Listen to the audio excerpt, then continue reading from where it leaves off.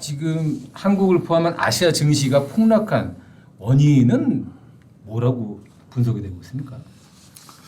예, 오늘의 증시 대폭락은 2020년 코로나 사태나 2008년 글로벌 금융위기 정도의 대폭락 장세가 펼쳐졌습니다. 그래서 그럼 그 당시 코로나나 미국발 금융위기 같은 초대형 악재가 있느냐 하면 좀 고개가 갸우뚱거려지는 측면이 있습니다. 이게 예를 들면 촉발했다는 미국 경제 침체 요인이라든가 인공지능 관련 빅테크 기업들의 성장 둔화라든지 이런 것들은 며칠 전부터 계속 있던 악재들이고, 지난 주말에 중동의 전쟁 가능성이라고 하는 게 새로운 돌출 변수 악재로 나타나긴 했는데, 이 정도로까지 대폭락 장세를 펼칠 만한 악재인가에 대해서는 대다수 전문가들이 고개를 갸우뚱거리고 있고, 대다수 투자자들도 어리둥절해하고 있는 국면에서 대폭락장이 이어졌습니다. 예, 아까 김홍수 논설위원이 말씀하신 것처럼 지금 전문가들 분석은 크게 세 가지 정도인 것 같아요. 미국의 경제 침체, 소위 얘기하는 아래 공포라는 게 또 있고요. 엔비디아 같은 기대를 했던 빅테크 기업들의 어떤 성장 둔화에 대한 어떤 걱정, 그리고 마지막으로 이스라엘과 이란의 어떤 전쟁이 임박했다는 이야기들이 들려오기 때문에 이 세 가지 정도의 어떤 불확실성들이 복합이 돼서 한국과 일본 증시를 강타를 했는데, 그런데요, 좀 궁금한 게 지금 오늘 우리 코스피 지수가 빠진 거가 한 8.77%인데 일본은 저희보다 더 빠졌어요. 12.4% 폭락을 했는데, 자, 근데 일본 증시 폭락보다 한국 증시 폭락이 더 심각하다라고 보는 이유는 뭡니까?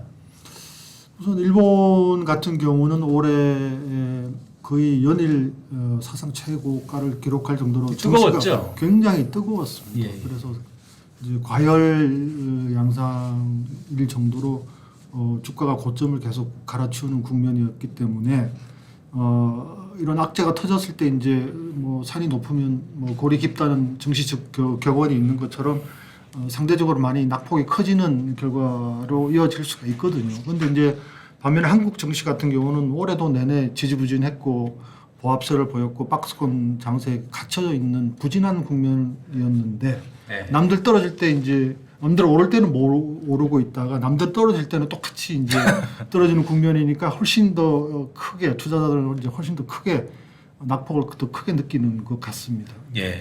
그러니까 일본 증시는 워낙 많이 올랐기 때문에 많이 떨어져도 한 요 정도에 있는데, 우리 증시는 계속 이러고 있다가 이만큼 빠지니까 더 훨씬 큰 어떤 타격이 그렇죠. 발생을 한 거죠. 상대적으로 체감하는 낙폭이 훨씬 큰 거죠. 자, 그러면 이런 지금 정확한 원인에 대해서는 추후에 더 분석이 있어야 되겠지만, 우리 증시가 일본이나 다른 아시아 증시에 비해서 이렇게 취약하거나 폭락세가 두드러진 이유가 있나요? 사실 저희가 정부가 이제 보면은 올해 초부터 이 코리아 디스카운트를 이겨내고 기업들의 가치를 다시 살려서 주주들, 특히 소액 주주들을 좀 즐겁게 해주겠다 해서 밸류업 프로그램이니 뭐니 시끌벅적 했었는데, 결국 이렇게 폭락으로 와서 정책 당국도 되게 허탈할 것 같은데요. 한국 시장이 특별히 이렇게 좀 취약한 원인이 있습니까?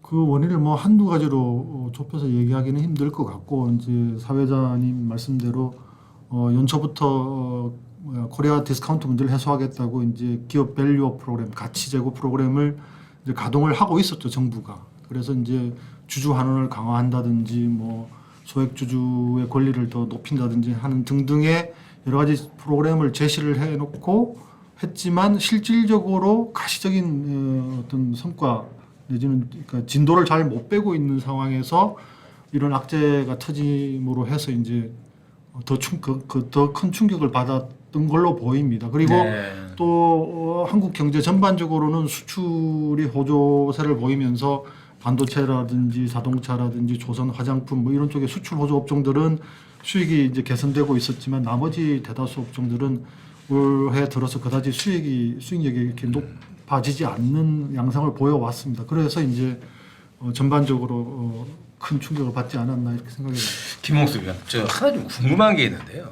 이런 그 하락 장세에 있을 때 외국인들이 우리 주식을 다 그냥 던져버릴 거 아닙니까? 그래서 이제 어떻게 보면 낙폭을 더 크게 갖고 올 때 소위 그 기관 투자가들은 이럴 때 좀 우리 주식을 방어를 해 가면서 좀 이거를 받쳐주는 게 맞는 건지 아니면은 이때 매도 타이밍을 놓치게 되면 어떻게 보면 국민들의 자산이 또 날아가는 거란 말이죠. 이럴 때 소위 기관 투자가들은 어떻게 하는 게 정답인가요?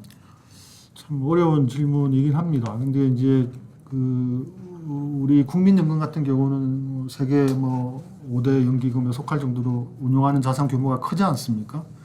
그런데 국민연금이 운용하는 자산 포트폴리오를 보면 국내 자산 주식 비중이 그렇게 크지가 않습니다. 그런데 이제 그렇지만 그런 여지를 잘 활용을 해서 이렇게 과도하게 낙폭을 보일 때 국내 주식 비중을 좀 높여가지고 이제 방어벽 역할도 좀 하고. 근데 만약에 그러니까 가치 대비 되게 많이 떨어진 상황에서 주식을 사면은 주가 상승 확률은 높거든요. 그러니까 이제 조금 더 적극적으로 생각을 한다면 이럴 때 이제 저가 매수 타이밍으로 보고 기관 투자자들이 적극적인 역할을 해준다고 하면 증시도 방어를 하고 저가 매수를 해서 수익률도 높이고 그렇죠. 이게 윈윈할 수도 있는데 그런 점에서는 우리 연기금을 비롯한 기관 투자자들이 너무 소극적이지 않은가 하는 아쉬움은 있습니다. 사실 이런 그 폭락장에 대한 정부의 어떤 그 정책적 대응이라는 게 쉽지가 않을 것 같은데요.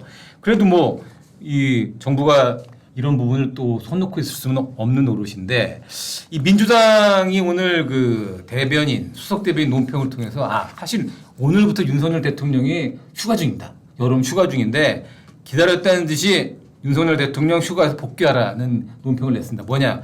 증시 폭락인데 대통령 휴가 가 있을 때냐? 이러면서 지금 돌아오라고 했는데 대통령 좀 휴가에서 복귀해야 되나요? 어떻게 해야 되나요? 대통령님이 돌아오셔서 이 상황을 바꿀 수가 있다면 얼마나 좋겠습니까? 근데 주식 투자는 다 해보신 분들은 다 아시겠지만 그렇게 우연한 운이 이렇게 많이 작용하거나 하여튼 대통령 한 사람의 힘으로 뭘 어떻게 할 수 없는 시장이지 않습니까?